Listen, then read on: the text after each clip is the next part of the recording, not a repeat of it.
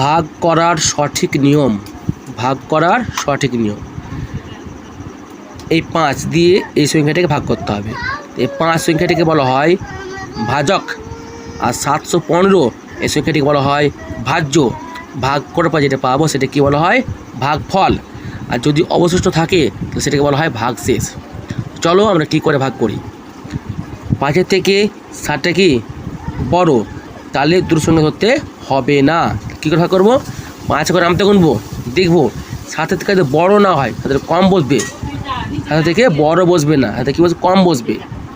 কী করে করবো দেখো, 5 একে 5, 5 দুগুণি 10, তাহলে 2 দিয়ে কী হচ্ছে বেশি হচ্ছে, তাহলে কত দিয়ে যাবে 1 দিয়ে যাবে, তাহলে 5 একে 5।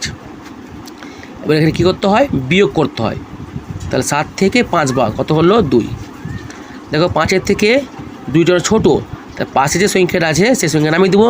পাশে কত আছে 1, তাহলে 1 নেমে গেল, কত হলো 21 হলো। 5 করে নামতে কোনো 4 5 20, আর 5 5 25, তাহলে 5 দিয়ে 25 হচ্ছে মানে বেশি হচ্ছে, 21 থেকে বেশি হচ্ছে, তাহলে কী যাবে 4 দিয়ে যাবে, 4 5 20, 4 5 20। আবার বের করতে হবে, তাহলে 1 থেকে 0 বাদ কত হয় 1, আর 2 থেকে 2 বাদ 0, 0 বাদ দরকার নেই। বাম দিকে পাশে কী রয়েছে 5, 5 নামে দিলাম। এই 5 নামতে কোণে 15 মিলাও, 5 একে 5, 5 দুগুণি 10, 3 5 15, তো কত গেল 3 দিয়ে 15।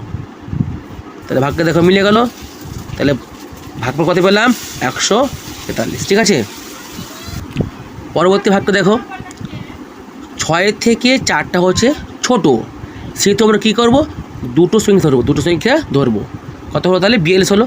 তাহলে 6 ঘর নামতে গুনে আমাকে 42 মেলাতে হবে, তাহলে 6 7 কত হয় 42, 7 ঘর হচ্ছে, তাহলে 7 দিয়ে 42। ঠিক আছে, দুটোর সঙ্গে মিলে গেছে, পাশে কি নামলো 6 নামলো। ঠিক আছে, এবার দেখে নাও দুটোর সঙ্গে মিলে গেছে, বিয়োগ করে 6 নামলো। এইবার 6 দিয়ে এটাকে ভাগ করবো, তাহলে 6 একে 6, 6 একে 6, ভাগটা দেখো মিলে গেল। ঠিক আছে, এইবার ভাগটা দেখো একটু অন্যরকম, 5 এখানে 510, দেখো 5 ঘর নামতে কোনো দেখো 5 মিলিয়ে যাবে, 5 একে 5 কত গেলো 1 দিয়ে, তাহলে 5 একে 5 প্রথম মিলালো। প্রথমটা মিলে যাওয়ার পরে যদি দুটো সংখ্যা একসাথে নামে তাহলে কী যাবে, এখানে একটা 0 যাবে, কী যাবে 0।